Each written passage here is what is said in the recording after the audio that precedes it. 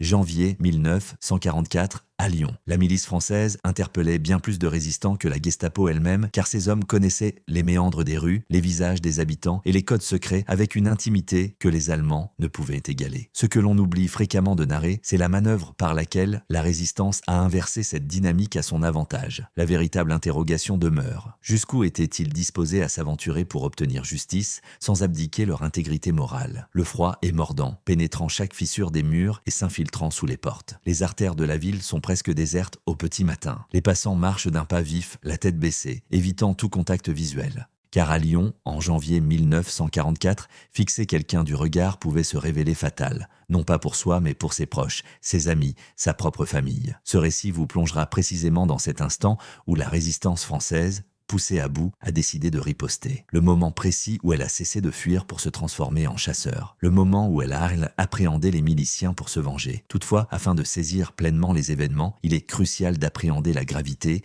l'ampleur véritable de la situation d'alors. En ce début d'année 1944, la milice française rassemblait près de 35 000 membres actifs sur l'ensemble du territoire. Il ne s'agissait pas de soldats allemands, mais de Français ordinaires, des boulangers, d'anciens policiers, des voisins. Des hommes qui connaissaient les prénoms de vos enfants, une information que la Wehrmacht ne pouvait acquérir. À Lyon, cette ville que les résistants nommaient leur capitale clandestine, la milice avait procédé à l'arrestation de plus de 4000 individus entre 1943 et 1944. Des milliers d'hommes, de femmes, de jeunes et de moins jeunes. Certains étaient effectivement des résistants. Beaucoup d'autres n'étaient coupables que d'être juifs ou d'avoir subi la délation d'un voisin envieux. Ce chiffre de 4000 ne provenait pas de sources allemandes, mais bien des Français eux-mêmes. Des individus vêtus de chemises sombres, se rejoignant chaque matin devant le quartier général de la milice, rue Garibaldi, leurs poches emplies de listes de noms. Klaus Barbie, le redouté chef de la Gestapo lyonnaise, avait lui-même confié à l'un de ses officiers sa préférence pour la collaboration avec la milice française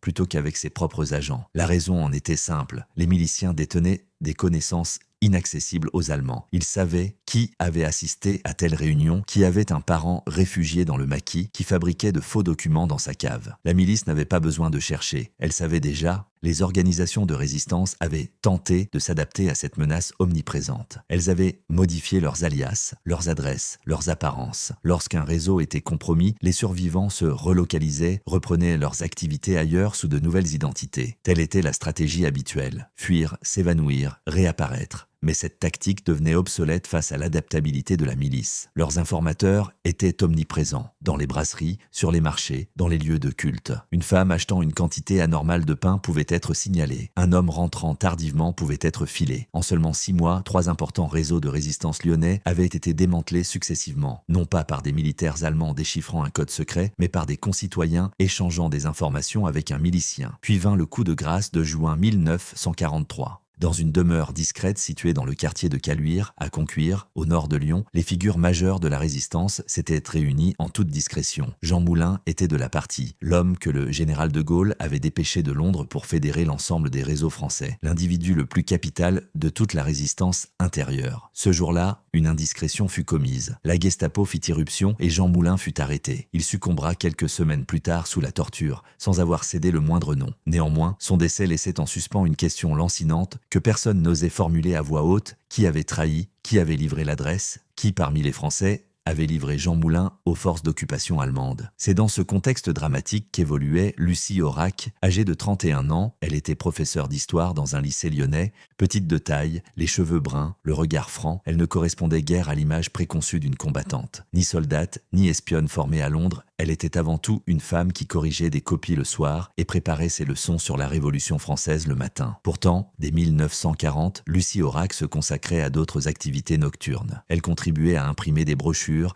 à dissimuler des personnes recherchées, à transmettre des messages vitaux. En compagnie de son époux, Raymond Aurac, elle avait cofondé le réseau Libération Sud, l'un des plus dynamiques de la zone libre. Ils œuvraient ensemble, vivaient ensemble, luttaient côte à côte. Puis, en juin 1943, Raymond fut interpellé à Caluire, aux côtés de Jean Moulin et des autres. Pour maintes femmes confrontées à une telle épreuve, cette arrestation aurait signifié la fuite. prendre l'enfant qu'elle portait, elle était enceinte de plusieurs mois, et s'éclipser dans la clandestinité. C'était en effet la recommandation des leaders du mouvement clandestin. Tout portait à croire que la solution était de partir, de se dissimuler et d'attendre la fin des hostilités. Toutefois, Lucie n'avait pas cédé à cette inclinaison. Les mois qui avaient suivi, elle les avait consacrés à lutter pour faire libérer son conjoint. Elle avait trompé des officiers allemands, créé de fausses narrations et exploité sa grossesse pour se protéger. Et en octobre 1943, avec l'aide d'un commando de résistants, elle avait réussi l'impensable. Extraire Raymond et 20 autres détenus d'un fourgon nazi en plein centre-ville. Mais en janvier 1944, de retour à Lyon après quelques semaines de répit, Lucie avait pris conscience d'une nouvelle réalité. Une évidence que personne d'autre ne semblait encore percevoir distinctement. La fuite ne suffisait plus, le changement d'identité ne suffisait plus, l'établissement de nouveaux réseaux ne suffisait plus, car tant que les membres de la milice resteraient libres, protégés et actifs, ils continueraient. Ils recommenceraient, ils dénonceraient d'autres noms, d'autres meneurs, d'autres résistants. Les chefs de réseau affirmaient que la priorité était de survivre jusqu'au débarquement des Alliés, que la revanche n'était pas une approche viable, que la résistance n'était pas une cour de justice. Et certains mentionnaient même que s'attaquer aux miliciens risquait d'engendrer de terribles représailles contre les citoyens ordinaires. Lucie les écoutait et n'était pas de leur avis, car elle avait compris une vérité simple, une vérité que les autres refusaient d'admettre. Les miliciens ne s'arrêteraient jamais d'eux-mêmes. Ils ne rentraient pas chez eux le soir en étant honteux. Ils rentraient chez eux pour dîner avec leur famille, dormir dans leur lit et reprenaient le lendemain. Et si la résistance voulait réellement les neutraliser, elle devait faire exactement ce que la milice faisait. Appréhender les noms, les visages, les adresses, constituer des répertoires, non pas pour les livrer aux Allemands, mais pour les juger. Ils nous connaissent, confia-t-elle à l'un de ses contacts ce mois-là, dans un bistrot obscur du Vieux-Lyon, la voix à peine audible, les mains serrant une tasse vide. Code 5. Cette nuit-là, personne autour de la table ne savait encore que cette simple idée allait modifier le cours du conflit dans les rues de Lyon, que cette femme de 31 ans, enseignante d'histoire, allait ériger un système que la milice n'avait jamais vu venir. Février 1944, Lyon. L'initiative de Lucie était élémentaire, trop élémentaire, disaient certains. Mais c'est souvent ainsi que naissent les concepts les plus efficaces. Non pas lors de grandes réunions secrètes avec des généraux et des cartes murales, mais dans une cuisine froide avec un morceau de papier et un crayon. Voici ce qu'elle avait saisi. La milice était puissante parce qu'elle détenait l'information. Elle connaissait les noms, les adresses, les habitudes et la résistance, elle ne savait presque rien des miliciens. Elle les subissait, elle les fuyait, mais elle ne les identifiait pas. Lucie avait donc suggéré une approche inédite à cette échelle. Créer des dossiers, une par milicien identifié avec son nom véritable, son lieu de résidence, son grade au sein de la milice, les arrestations qu'il avait orchestrées, les individus qu'il avait dénoncés, ou encore ses habitudes, l'heure à laquelle il quittait son domicile le matin, l'établissement où il déjeunait à midi. Ces dossiers, on les appellerait les fiches noires. L'entreprise avait débuté avec des moyens limités. 3 individus de confiance, un appartement dans le quartier de la Croix-Rousse, des crayons, du papier ordinaire. Point d'imprimante, pas de machine à écrire pour commencer, juste des mains et des regards attentifs. Le réseau Libération Sud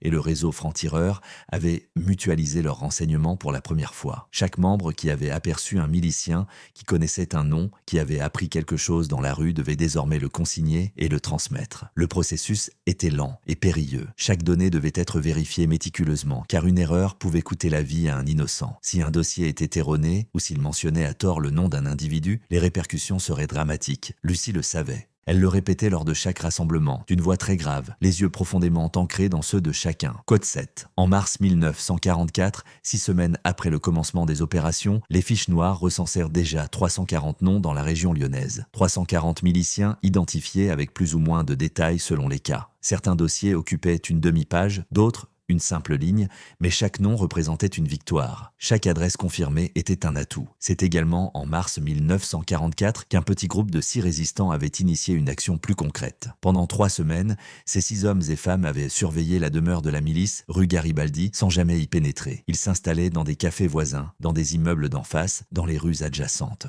Ils observaient, recensant les heures d'arrivée des hommes, leur nombre, les véhicules utilisés, ceux qui portèrent des armes ostensibles et ceux qui semblaient être des supérieurs. Ils consignaient toutes ces données sur des petits papiers qu'ils chiffraient puis brûlaient. Après 20 jours de surveillance minutieuse, sans tirer un coup de feu ni attirer le moindre soupçon, ils avaient méticuleusement documenté les habitudes de 42 miliciens actifs, 42 nouvelles identités pour leur dossier. Cependant, à Londres, l'accueil des premières informations relatives aux fiches noires, transmises par le BCRA, le service de renseignement de la France libre, fut plutôt réservé. Les réactions des officiers étaient froides, non hostile, mais empreinte de prudence. Des questions délicates avaient été soulevées. La résistance avait-elle réellement les ressources pour mener une telle tâche à bien? Une opération mal maîtrisée risquait-elle de causer la mort d'innocents? Les représailles allemandes ne feraient-elles pas plus de dégâts que de bien? Sur le terrain, les chefs de réseau manifestaient également des hésitations. Certains refusaient catégoriquement de s'impliquer. L'un d'eux, une figure respectée au sein de la résistance du Sud-Est, avait formulé tout haut ce que beaucoup pensaient tout bas. Cote 8, un autre avait insisté sur le fait que la priorité absolue était de tenir bon jusqu'au débarquement allié, qui se profilait à l'horizon, et qu'affronter les miliciens à ce stade risquait de compromettre la victoire à quelques mois du but. Lucie avait attentivement écouté ces arguments. Elle les comprenait, mais ne les partageait pas. Non, avait-elle rétorqué lors d'une réunion tendue dans un appartement du 2e arrondissement en mars 1944. Le silence avait été sa seule réponse. C'est à ce moment précis qu'un soutien inattendu s'était manifesté. Le colonel Rémy, l'un des agents les plus influents du BCRA, celui que De Gaulle considérait comme son meilleur agent de terrain, avait pris connaissance des détails du projet des fiches noires. Contrairement à ses collègues plus circonspects, il avait immédiatement saisi ce que Lucie avait compris des mois auparavant. Une information bien structurée était supérieure à 10 opérations mal préparées. En avril 1944, le colonel Rémy avait transmis depuis Londres, via les canaux radio habituels, une liste de noms prioritaires. Il s'agissait de miliciens dont les agissements étaient connus, non seulement à Lyon, mais dans plusieurs régions à la fois. Des individus qui orchestraient des réseaux de délation entre diverses villes. Des hommes dont la dangerosité n'était pas seulement locale, mais s'étendait à l'ensemble de la zone sud. Grâce à ce soutien, discret mais officiel, les fiches noires cessèrent d'être une simple initiative locale de quelques résistants lyonnais. Elle devenait une opération reconnue en coulisses par les services gaullistes. La traque était désormais officiellement lancée et le 26 mai 1944, elle avait connu son premier succès tangible. À Villeurbanne, ville étroitement liée à Lyon, 3 miliciens avaient été formellement identifiés. Leur dossier était exhaustif, vérifié et recoupé par 3 sources distinctes. Ces 3 hommes étaient directement impliqués dans la déportation de 47 personnes, dont 32 juifs, vers les camps de l'Est entre l'automne 1943 et le début de 1944. Leurs noms figurèrent sur les documents et leurs signatures authentifiaient les ordres de transfert. Pendant 11 jours, une cellule de résistants les avait suivis sans commettre la moindre erreur, sans un moment de panique et sans éveiller les soupçons. Le soir du 25 mai, l'opération s'était déroulée avec rapidité et précision dans l'obscurité d'une ruelle, après minuit, alors que la cité était endormie et que même les chiens s'étaient tus. Aucun civil n'avait été blessé, aucune vitre brisée, aucun coup de feu n'avait dérangé les voisins. Le lendemain matin, sur les lieux, ceux qui avaient découvert la scène y avaient aussi trouvé un message manuscrit, soigneusement placé en évidence. Cote 11, 4 mots. Pourtant, dans les semaines suivantes, ces 4 mots avaient fait le tour des rues lyonnaises comme une étincelle passant d'une main à l'autre, dans les cafés, sur les marchés et dans les appartements où l'on chuchotait, le regard furtivement tourné vers la fenêtre avant d'ouvrir la porte. Pour la première fois depuis des mois, dans cette ville qui avait appris à l'abaissement de la tête, quelques individus avaient osé relever les yeux. Mais la milice, elle aussi, avait intercepté ce message et n'avait aucune intention de laisser cette situation impunie. Ce qui allait se produire par la suite, nul ne l'avait précisément anticipé. Ni Lucie, ni le colonel Rémy, ni les miliciens eux-mêmes. Car le 6 juin 1944 approchait et avec lui tout allait être bouleversé. À plusieurs centaines de kilomètres de Lyon, les premiers contingents alliés prenaient pied sur le sable humide des plages normandes. Tandis que des milliers d'hommes émergeaient de l'eau sous le feu ennemi, les yeux rivés sur les dunes, ce jour marquait l'aube la plus cruciale de la guerre. Pourtant, à Lyon, au sein des appartements calmes de la Croix-Rousse et du Vieux-Lyon, ceux qui écoutèrent la radio avec anxiété savaient parfaitement que leur propre combat était loin d'être achevé. La véritable genèse de leur lutte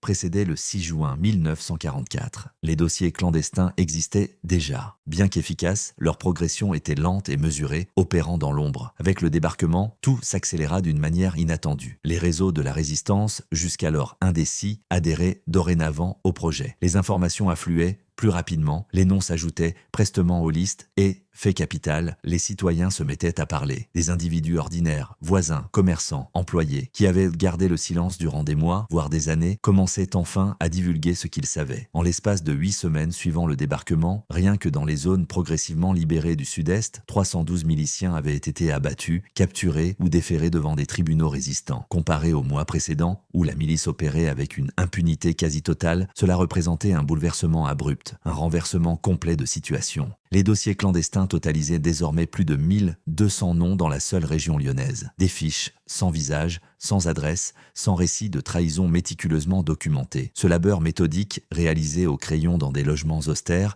était devenu en quelques semaines l'outil le plus précis dont la résistance n'ait jamais disposé. Puis vint le mois d'août 1944, avec la libération de Grenoble le 22 août. Il faut s'efforcer d'imaginer ce que cela signifiait, non pas dans les ouvrages d'histoire, mais au cœur de la réalité urbaine. Une âcre et lourde odeur de poudre flottait encore ce matin-là, réminiscence d'un orage interminable. Les façades des bâtiments étaient accriblées d'impacts. Des carcasses de véhicules calcinés obstruaient certaines rues, leur métal tordu et noir fumant doucement sous la chaleur estivale. Les cloches des églises résonnaient simultanément, un vacarme assourdissant qui se répercutait entre les murs et faisait vibrer les fenêtres.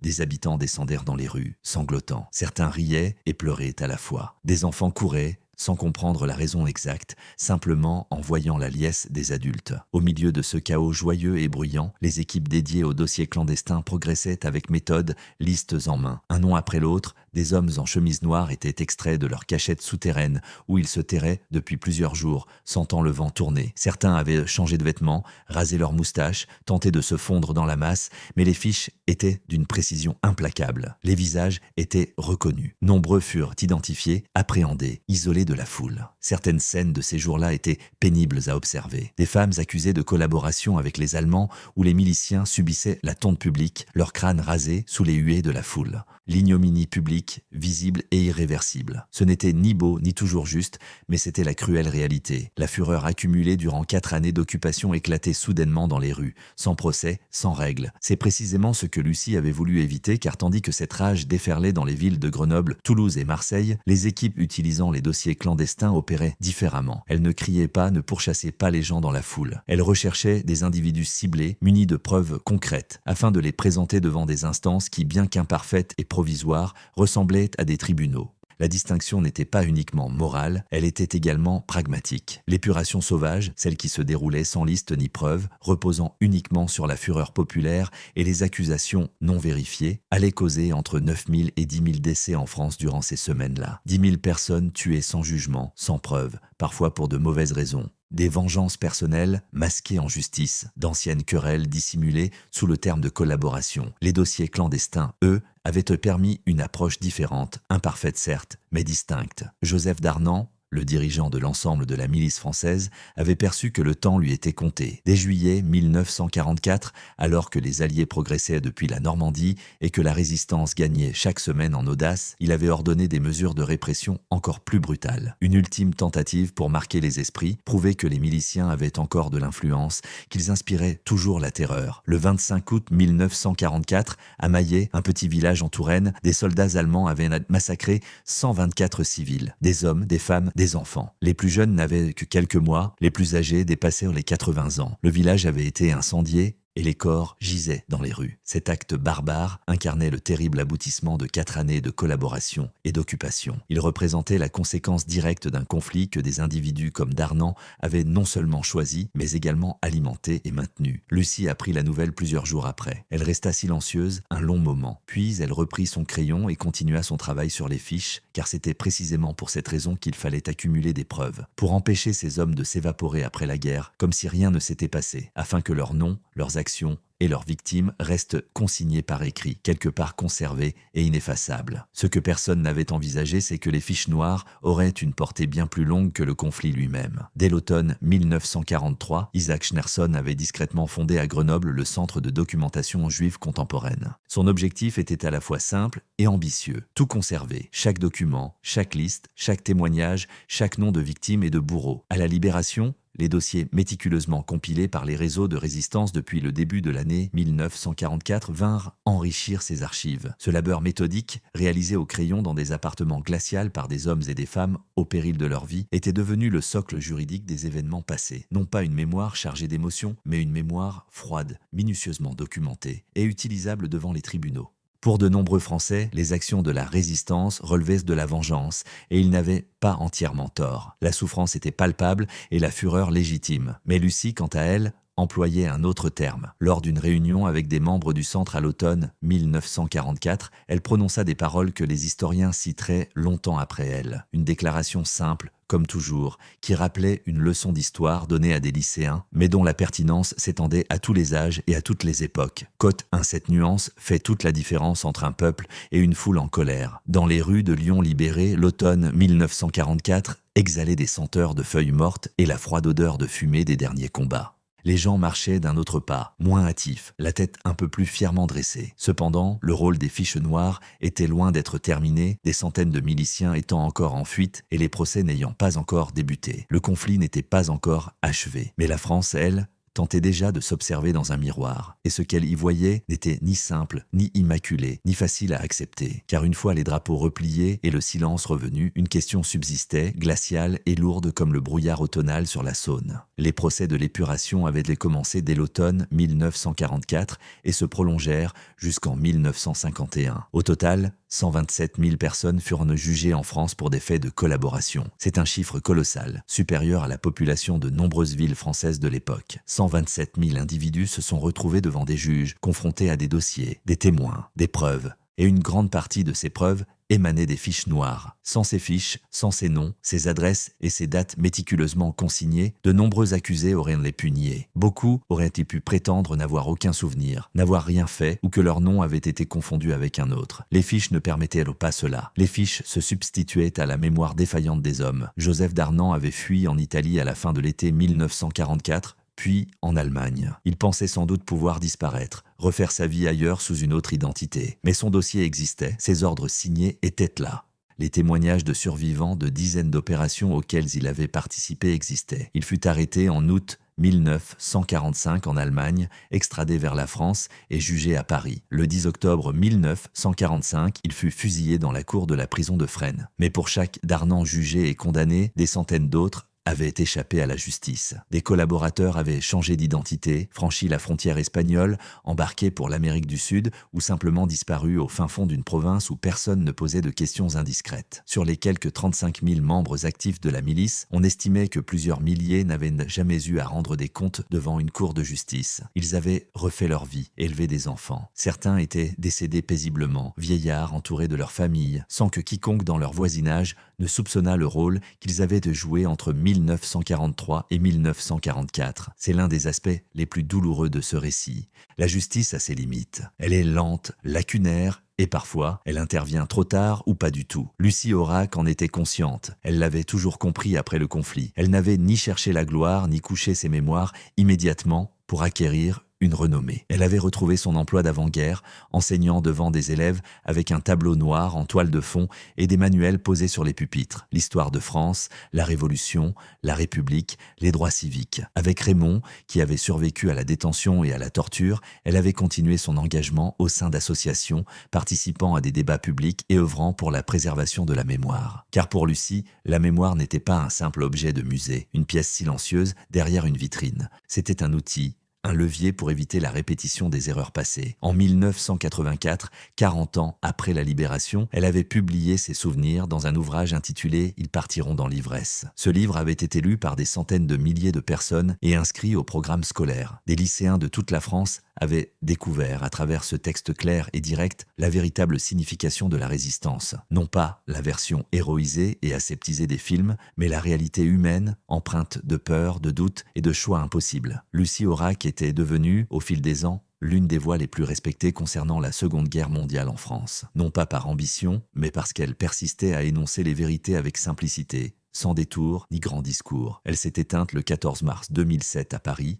à l'âge de 94 ans. Cependant, la méthode qu'elle avait contribué à élaborer, ces fiches noires ébauchées dans un appartement de la Croix-Rousse en février 1944, lui a survécu bien longtemps. La pratique de documenter les crimes de guerre, de recueillir des preuves avant que les coupables ne puissent s'enfuir, de constituer des dossiers exploitables devant les tribunaux est devenue un exemple à suivre. Cette approche avait directement influencé la préparation des procès de Nuremberg, notamment grâce aux documents français transmis aux Alliés. Elle avait servi de base aux premières commissions de vérité qui verraient le jour dans d'autres pays après d'autres conflits sur d'autres continents. Aujourd'hui, Elle se perpétue à travers le travail du Centre de documentation juive contemporaine, devenu le mémorial de la Shoah à Paris, qui abrite des millions de documents et accueille des milliers de visiteurs chaque année. Une idée née d'un crayon et d'un morceau de papier dans une ville occupée avait traversé les décennies. Mais au-delà des archives et des procédures judiciaires, cette histoire soulève une question qui transcende la Seconde Guerre mondiale. Une question toujours d'actualité dans un monde où la délation s'opère en un clic sur un smartphone, où des groupes animés par des idéologies dangereuses peuvent déchirer une société et où l'État peut parfois choisir de protéger les malfaisants plutôt que les résistants. La question est simple mais complexe. Lorsque les institutions censées vous protéger deviennent une menace, qui sauvegarde la mémoire ? Qui inscrit les noms? Qui rassemble les preuves